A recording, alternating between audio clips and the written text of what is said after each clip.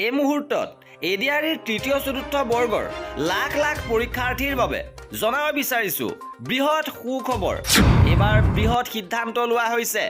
দুটাকৈ ডাঙৰ খবৰ আহিছে যে 7 দিনৰ ভিতৰত সম্পূৰ্ণ হৈ উঠিব ৰিজাল্ট।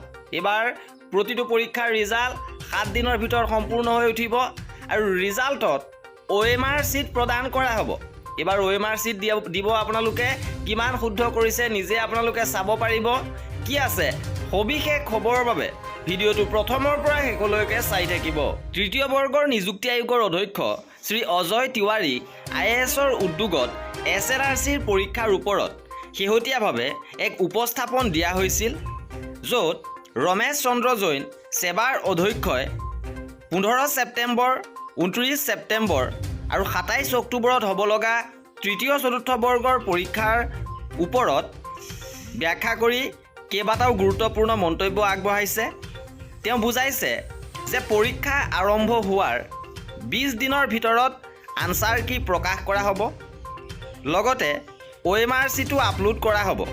অৰ্থাৎ 20 দিনৰ ভিতৰতে আনচাৰ কি আপোনালোকে লাভ কৰিব আৰু প্ৰাৰ্থীসকলে আপত্তি অভিযোগ উত্থাপনৰ সুযোগ লাভ কৰিব। কাৰোবাৰ যদি কিবা অসুবিধা থাকে তেতিয়াহ'লে অভিযোগ দিব পাৰিব।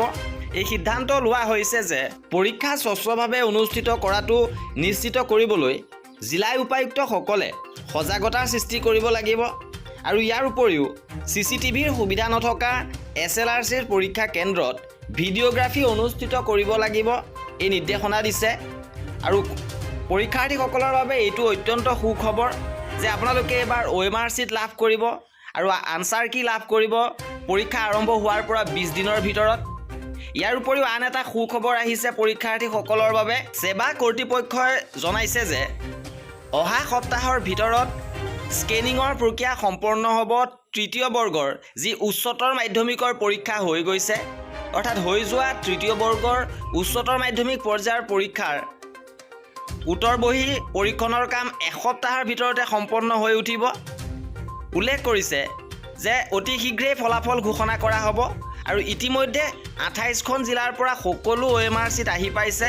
পৰ্যায়ক্ৰমে স্কেনিঙৰ কাম সম্পন্ন হৈ আছে আৰু 7 দিনৰ ভিতৰত এই প্ৰক্ৰিয়া সম্পন্ন হৈ উঠিব আৰু অতি সোনকালে এডিআৰই পৰীক্ষাৰ ফলাফল এইবাৰ ঘোষণা কৰা হ'ব। আৰু এয়া আছিলে আজিৰ ভিডিঅ'টোত। আৰু এডিআৰই পৰীক্ষাৰ লগত জড়িত প্ৰতিটো আপডেট পাই থাকিবৰ বাবে আমাৰ চেনেলটো ছাবস্ক্ৰাইব কৰি ৰাখিব। ভিডিঅ'টো শেষলৈকে চোৱাৰ বাবে বহুত ধন্যবাদ।